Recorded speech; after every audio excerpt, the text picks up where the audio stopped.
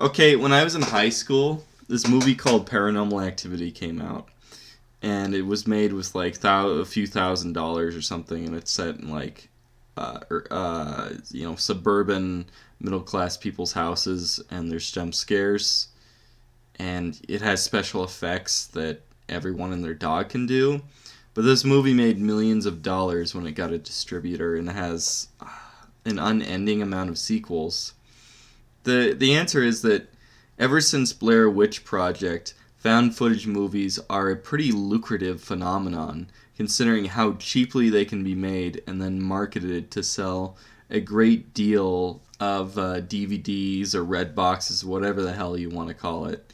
A lot of people say that Blair Witch Project is the original found footage movie, or point to both Blair Witch Project and The Last Broadcast, a much less well-known movie, but made at the exact same time, and I think it was actually aired earlier than the Blair Witch Project itself, as the starting point for the found footage phenomenon.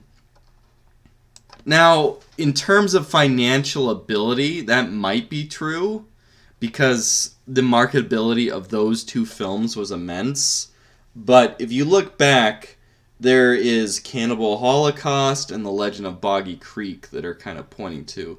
Even though, in the context, there's a documentary or a mockumentary within it that is real within the movie, but the movie itself is openly portrayed as fake.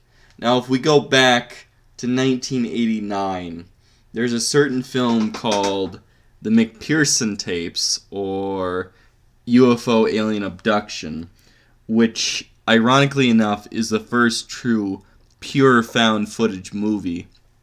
And it's a doozy. This movie has really no mockumentary qualities to it. It's pure found footage. All the acting in it is improv. The video itself is VHS. It seems like there's almost no cutaway, any trickery from the camera. It might just be the low quality because of the VHS. It doesn't seem like... It seems as if it's edited in such a way to be completely continual. There are found footage movies where you'll see it and it won't be continual. It'll be edited in a way and you can tell. It'll say, look at, like, they'll look at a wall or something, and then it cuts in that when they look at the wall. But this is 1 hour and 5 minutes of straight, non-stop filming with a VHS camera, and that is really impressive. Now, the one thing that kind of takes the film down a peg is that the movie's made for like $6,1989, $1988.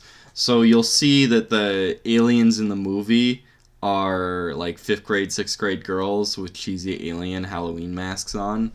Now, I mean, they're not the most convincing grays, but in the context of how well the improv acting is and how well the camera work is, and that they're shown in the dark and obscured by VHS, the low quality resolution nature of it, that's kind of covered up. But they don't look the best, and certain scenes, they look very laughable. Regardless, this movie's kind of infamous because certain people actually believed it was real.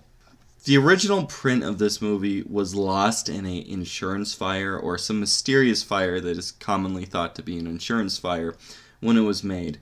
But unbeknownst to the film's creator, the VHS copies of this movie somehow escaped, made it to, say, small shops, mom and pop VHS retailers, and were picked up by a UFO enthusiast, re-edited, removed the introduction and credits, and was sold to UFO convention attendees for years, about 5 years before this was discovered by the film's director.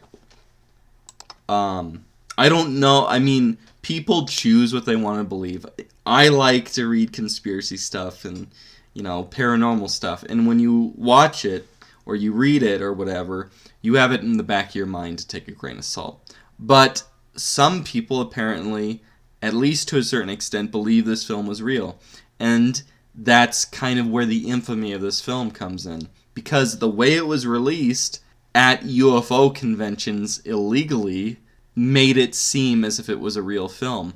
And that's what makes it so great, because the found footage quality is so high.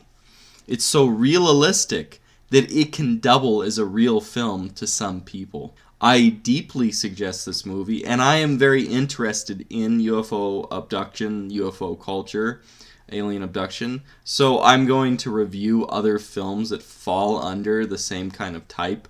I know in Hollywood, alien invasion films are popular and stuff like that, science fiction films in general. Stuff based off of what the UFO underculture, subculture, not underculture, and what people report to see in UFOs isn't exactly the most popular subgenre, believe it or not. It's kind of weird. You would think there would be a lot more, but the real life people's, the counterculture's understanding of what they see isn't that popular.